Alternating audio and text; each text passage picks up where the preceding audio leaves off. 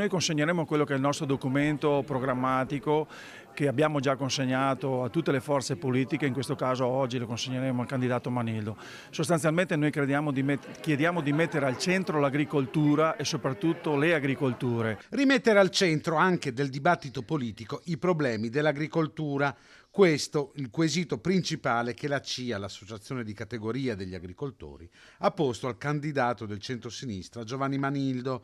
Molti i temi affrontati dal consumo di suolo alla valorizzazione dei prodotti del territorio. Deve essere un'alleanza strettissima tra il mondo dell'agricoltura e il mondo della politica insieme per rilanciare un settore primario che è fondamentale non soltanto per l'identità del nostro Veneto ma per il futuro.